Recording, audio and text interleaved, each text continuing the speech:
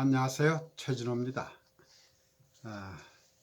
최진호의 신앙탐구 41번째 시간으로 마태복음 시리즈의 16번째 시간입니다. 오늘은 마태복음 11장의 내용에 대해서 새로운 시대의 열림이라는 제목으로 말씀 나누고자 합니다. 세례 요한이 옥에 갇힌 사실은 마태복음 4장 12절에서 밝힌 바가 있는데, 그러나 옥에 갇힌 이유에 대해서는 거기에서는 설명이 없고 나중에 뒤에 14장 3절과 4절에서 설명이 됩니다.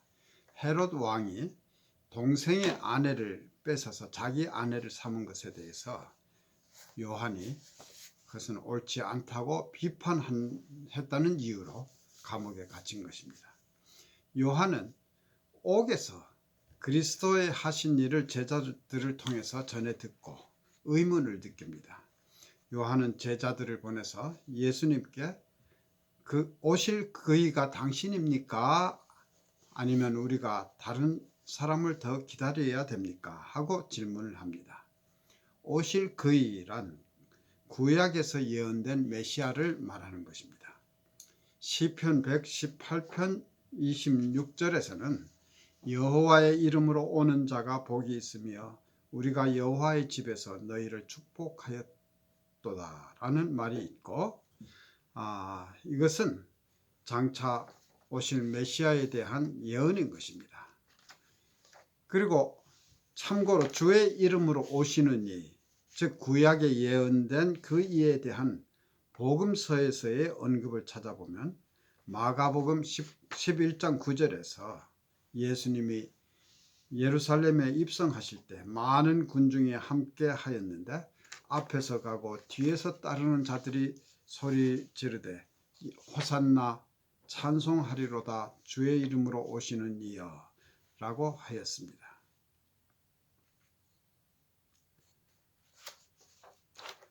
요한으로서는 하나님의 말씀을 받아서 메시아의 길을 예비하느라 광야에서 외쳤는데, 그 말씀대로 메시아가 왔으면은 악을 극복하고 죄를 심판하며 그의 나라를 설립할 것으로 기대했는데, 눈에 보이는 뚜렷한 그런 것은 보이지 않고 별로 나아진 것도 없고 자신은 다른 말 한 죄로 감옥에 갇혀 있는 신세가 되었으니 그가 과연 정말 자기가 기대했던 그 메시아인가 하는 의심이 생겼을 것입니다. 이에 대해서 예수님은 요한의 제자들에게 직접적으로 대답하지 않으시고 너희가 가서 듣고 보는 것을 요한에게 고하라고 하셨습니다.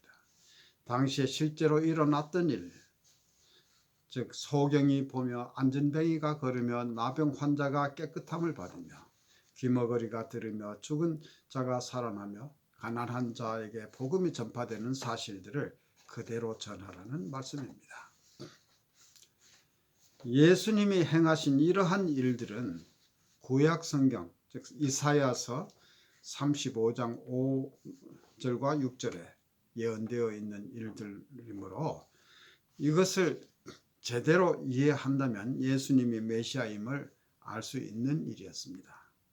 이사야서 35장 5 내지 6절에는 이 상황에 대해서 그때의 소경의 눈이 밝을 것이며 귀머거리의 귀가 열릴 것이며 그때의 저는 자는 사슴같이 뛸 것이며 벙어리의 혀는 노래하리니 이는 광야에서 물이 솟겠고 사막에서 시내가 흐를 것임이라고 표현하고 있습니다. 예수님은 궁극적으로 재림하셔서 나중에 마지막 날 재림하셔서 그의 나라를 세우실 때에 죄를 심판하실 것이지만 아직은 때가 아닙니다. 그래서 본문 6절에서는 요한의 제자들에게 인내심을 가지고 하나님의 때를 기다리는 자, 즉 성급함으로 인해 실족하지 아니하는 자는 복이 있다고 말씀하신 것입니다. 요한의 제자들이 떠난 뒤에 예수님은 자신을 따르는 제자들에게 요한에 대해서 설명을 하십니다. 어떤 사람들은 요한의 질문으로 인해 그의 메시아에 대한 확신이 흔들리는 것이 아닌가 의심했을지도 모릅니다. 그러나 그는 바람에 흔들리는 갈대는 아니었으며 그는 왕궁에서나 입는 부드러운 옷을 입은 사람도 아니었습니다. 실제로 요한은 약대 털을 입고 허리에 가죽띠를 띄었다고 마태복음 3장 4절에서 기술하고 있습니다. 그는 회개하라 천국이 가까웠느니라고 하나님의 말씀을 바르게 전한 참 선지자였으며 예수님은 그를 오히려 선지자보다도 나은 자라고 표현하셨습니다.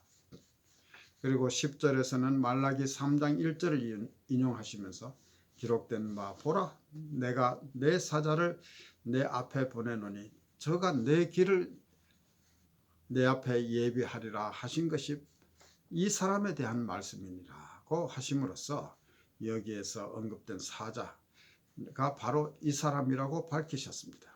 그러시면서 여자가 낳은 자 중에 세례 요한보다 큰 이가 없었다고 덧붙이셨습니다.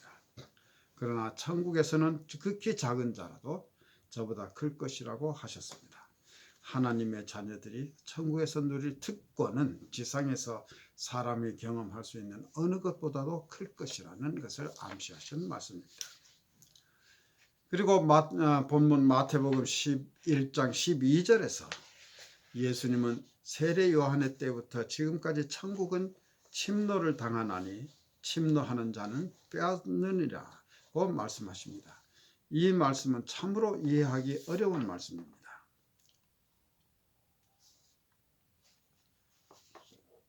천국의 주인이신 예수님께서 천국이 침노를 당한다는 표현을 쓰고 있습니다. 세례 요한의 때부터 예수님 당시까지 천국이 침노를 당했다는 것입니다. 천국은 공격하는 자가 차지한다.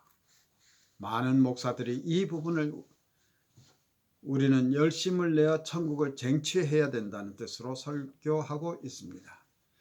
즉 주여 주여 하면서 부르기만 하면 천국에 들어가는 것이 아니고 천국을 위해서 교회를 위해서 헌금과 봉사로 열심히 노력해야 천국에 들어가는 것이라고 설명합니다. 그러면서 하나님은 하나님의 나라로 침입하는 자들, 즉 천국을 침노하는 자들과 또 침노당하는 천국을 보시기를 원하고 기뻐하신다고 합니다. 하나님은 그런 열심히 있는 사람을 원하신다고 말합니다. 이러한 해석은 아무리 생각해도 어색합니다.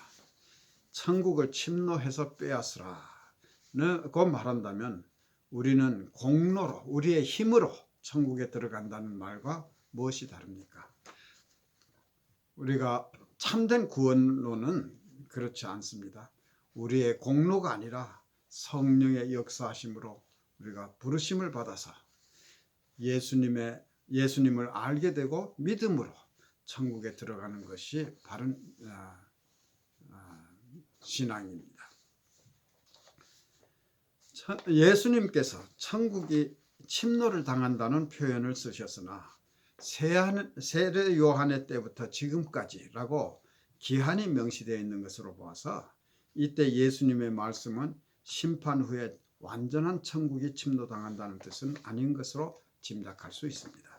천국의 주인은 하나님이신데 누가 감히 침노하겠습니까? 세례 요한은 주의 길을 예비하면서 회개하라 천국이 가까웠느니라 라고 선포하였습니다. 천국 복음을 전하던 세례 요한이 당시의 지도자들에게 핍박을 받고 복음을 전파하지 못하게 된 일과 그 이후에도 악한 자들이 천국 복음을 전하는 자들에게 힘으로 회방할 것을 예수님이 예언적으로 말씀하신 것으로 해석하는 것이 가장 무난한 해석일 것 같습니다. 이 땅에서의 천국은 아직은 완전한 천국이 아니기 때문에 침노당한다는 표현이 가능한 것입니다. 이 말씀이 세례 요한에 관한 말씀의 중간에 나오는 것으로 보더라도 이렇게 해석하는 것이 문맥상으로도 통합니다. 12절의 이 말씀을 현대어 성경에는 다음과 같이 표현하고 있습니다. 세례 요한이 설교하고 세례를 주던 때부터 지금까지 하늘나라는 공격받아 왔고 공격하는 자들의 힘으로 지배하려고 하였다라고 되어 있습니다. 이렇게 이해하는 것이 다소 좀 이해가 좀 뜻이 좀 통하는 것 같습니다. 이어서 예수님은 마태복음 11장 13절과 14절에서 모든 선지자와 및 율법에 예언한 것이 요한까지니 만일 너희가 즐겨받을진대 오리라 한 엘리야가 곧 이 사람이니라고 하십니다. 모든 선지자와 및 율법에 예언한 것이 요한까지라는 말씀에서 예수님은 세례 요한의 시대와 자신의 시대를 분명하게 구분하시는 것입니다. 요한 이전의 시대는 구약 시대, 요한의 시대까지는 아직은 구약 시대입니다. 즉 율법의 시대이며 예수님의 이후의 시대는 천국 복음이 증거되는 메시아적 은혜의 시대인 것입니다. 예수님은 하나님의 구원사에서 율법과 선지자들의 시대가 세례 요한으로 끝나고 자신의 사역과 더불어 새로운 시대, 즉 하나님의 나라의 시대가 도래하여 하나님의 통치가 강력하게 역사하고 있으며 사람들이 그 통치 영역으로 지금 들어가고 있음을 선언하시는 것입니다. 예수님은 또한 구약 말라기서 4장에서 오리라고 예언된 엘리야가 바로 세례 요한이라고 말씀하십니다. 말라기 4장 4절에서 6절까지에서는 너희는 내가 호렙에서 온 이스라엘을 위하여 내 종 모세에게 명한 법 곧 율례와 법도를 기억하라. 보라 여호와의 크고 두려운 날이 이르기 전에 내가 선지 엘리야를 너희에게 보내리니 그가 아비의 마음을 자녀에게로 돌이키게 하고 자녀들의 마음을 그들의 아비에게로 돌이키게 하리라. 돌이키지 아니하면 두렵건대 내가 와서 저주로 그 땅을 칠까 하노라 라고 예언하셨습니다. 선지자 엘리야는 이스라엘의 아합 왕 시절에 활약한 선지자로 열왕기 상에 그 활약상이 기록되어 있습니다. 말라기 4장 5절에서 내가 선지 엘리야를 너희에게 보내리니 라고 한 것은 엘리야와 대등한 선지자를 다시 보내겠다는 말씀으로 해석해야 될 것이며 그가 바로 세례 요한인 것입니다. 그 다음 6절에서 이 새로 올 선지자의 역할을 설명하고 있는데 이 예언은 누가복음에서 천사가 요한의 아버지 사가랴에게 앞으로 태어날 요한에 대해서 예언하는 말에서 다시 반복됩니다. 누가복음 1장 15절에서 17절까지에서 천사는 다음과 같이 예언합니다. 지금 사가랴에게 하는 말입니다. 이는 저가 주 앞에 큰 자가 되며 포도주나 소주를 마시지 아니하며 모태로부터 성령의 충만함을 입어 이스라엘 자손을 주 곧 저희 하나님께로 많이 돌아오게 하겠습니다. 저가 또 엘리야의 심령과 능력으로 주 앞에 앞서가서 아비의 마음을 자식에게 거스르는 자를 의인의 슬기에 돌아오게 하고 주를 위하여 세운 백성을 예비하리라. 이것이 천사가 세례 요한에 대해서 예언한 말입니다. 그리고 다시 마태복음으로 돌아오면 예수님은 16절과 17절에서 반응이 없는 세대를 탄식합니다. 이 세대를 무엇으로 비유할꼬? 아이들이 장터에 앉아 제 동물을 불러 가로되 우리가 너희를 향하여 피리를 불어도 너희가 춤추지 않고 우리가 애곡하여도 너희가 가슴을 치지 아니하였다 함과 같도다 라고 하십니다. 예수님은 당시의 세대를 무엇으로도 기쁘게 해줄 수 없는 장터에 앉아있는 아이들로 비유하셨습니다. 피리를 불거나 애곡하여도 반응하지 않는 아이들처럼 사람들은 세례 요한이나 예수님이 생명의 말씀을 선포하여도 기쁘게 받아들이지 않았습니다. 오히려 요한이 먹지도 않고 마시지도 않으니, 즉 금식을 하니까 저희가 말하기를 귀신이 들렸다 하더니, 예수님은 먹고 마시니까 말하기를 보라, 먹기를 탐하고 포도주를 즐기는 사람이요 세리와 죄인의 친구로다 라고 비난했습니다.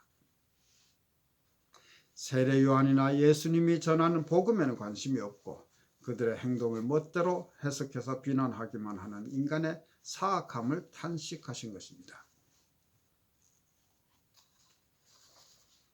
예수님은 20절과 20절에서부터 24절까지 해서 또한 가장 많은 이적을 행하셨던 고을의 사람들이 회개하지 않음을 지적하시면서 책망하셨습니다.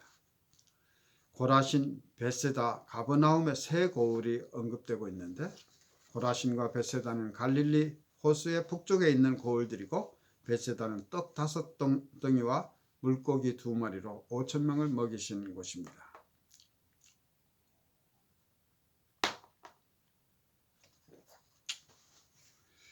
가버나움은 예수님이 초기에 사역을 시작하시면서 사시던 곳입니다. 사람들은 예수께서 행하시는 기적들에 열광했고 많은 사람들이 예수님을 보려고 몰려왔었지만 이적과 병 고침에만 집중했을 뿐 예수님이 선포하시는 복음과 진실에는 관심을 기울이지 않았던 것입니다. 예수님은 고라신과 벳세다에서 행한 모든 권능을 두로와 시돈에서 행하였더라면 저희가 벌써 베옷을 입고 저희 앉아 회개하였으리라고 하십니다. 두로와 시돈은 지극히 패역했던 이방의 성읍들이고 소돔은 이미 심판을 받아 멸망한 도시였습니다. 심판날에 두로와 시돈이나 소돔의 땅이 오히려 견디기 쉬웠을 정도로 이들 고라신, 벳세다의 이 고을에 대한 심판이 더 무서울 것임을 경고하시는 것입니다. 우리가 예수를 믿지만 가끔은 의심이 생기기도 하는데, 그런 때는 눈앞에 어떤 기적을 보여주시면 쉽게 믿을 수 있을 것 같은 생각이 들기도 합니다. 그러나 이들 마을의 사람들은 예수님을 직접 보기도 하였고 여러 가지 이적을 보았지만 그래도 믿지 않았습니다. 분명한 것은 증거가 확실해서 믿는 것이 아니라는 것입니다. 아무리 확실한 증거가 있어도 내가 믿고 싶지 않으면 이런저런 핑계를 만들어서 믿지 않습니다. 오늘날 예수 믿기를 거부하는 사람들은 증거가 없어서 믿지 못하는 것이 아니라 믿지 않기로 작정을 하고 믿지 않을 이유와 핑계를 만들어내고 있을 뿐입니다. 이에 대해서 예수님은 마태복음 12장 39절에서 악하고 음란한 세대가 표적을 구한다고 하셨습니다. 이 세 고을에 대한 정죄와는 대조적으로 예수님은 25절 이하에서는 믿음으로 그에게 나오는 자들을 향해서 위대한 초청을 하십니다. 앞에 16절에서부터 19절까지에서는 당시의 세대의 유치한 반응에 대해서 말씀하신 바 있는데, 여기에서는 참된 제자의 길은 어린아이와 같은 마음, 어린아이와 같은 믿음으로 나오는 자에게 나타난다고 말씀하십니다. 하나님은 그의 위대하신 천국의 비밀들을 지혜롭고 슬기 있는 자들, 즉 당시의 종교 지도자들에게는 숨기시고 오히려 어린 아이들, 즉 순수한 마음을 가진 자들에게는 나타내셨다고 하십니다. 이 비밀은 아버지 하나님과 아들 하나님 예수님과의 밀접한 관계에서만 서로 아시는 것이고, 아들 하나님의 택하심을 받은 자들만이, 즉 우리 믿는 자들만이 알 수 있는 것입니다. 즉 우리는 예수를 믿음으로써 아버지 하나님과 아들 하나님의 은밀한 비밀에 함께 참여하는 특권을 누리는 것입니다. 예수님은 28절에서 수고하고 무거운 짐진 자들아 다 내게로 오라고 부르셨습니다. 그리고 내 멍에는 쉽고 내 짐은 가벼움이라고 하십니다. 그러나 마태복음 5장에서는 예수님은 율법을 더 강화하시고 있는 것 같이 더 보입니다. 율법에는 살인하지 말라고 하였는데 예수님은 형제에게 노하고 미워하는 자마다 살인하는 것만큼이나 나쁘다고 하셨습니다. 율법에는 간음하지 말라고 하셨지만 예수님은 여자를 보고 음욕을 품는 자도 간음한 것과 같다고 하셨습니다. 예수님은 오히려 짐을 더 무겁게 하시는 것 같이 보입니다. 예수님께서 요구하시는 것은 결코 쉬운 것이 아닙니다. 어쩌면 불가능한 것입니다. 그럼에도 불구하고 예수님은 내가 너희를 쉬게 하리라고 하십니다.